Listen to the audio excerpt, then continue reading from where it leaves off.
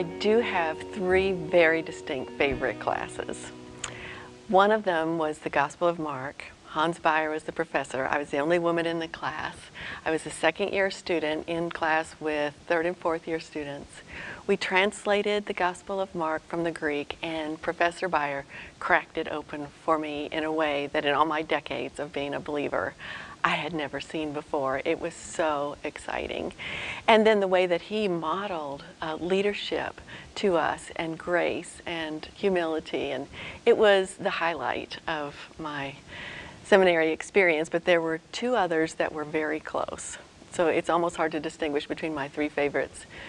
Another favorite was Christ and Salvation, taught by David Jones, who is now a professor emeritus, such a systematician who learned from John Murray.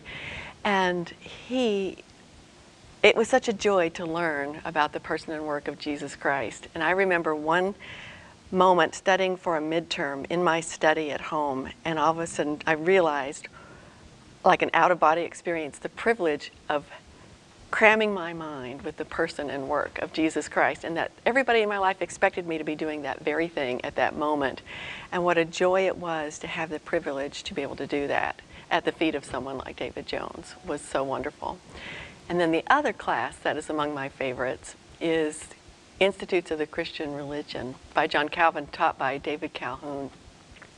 I sat on the front row with my head in my hands, imagining that I was the only person in the room, and just the depth of knowledge of spirituality. And Dr. Calhoun is such a pastor teacher, and to enjoy that teaching under him was such a great delight.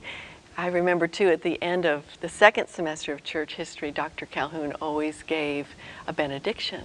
He would raise his hand and give a benediction to us, his students. And I remember the tears streaming down my face, knowing that that was the end, that I wasn't going to get to take church history anymore from him, and what a blessing it had been. And I did feel the benediction of that blessing, and it's gone on into my life ever since.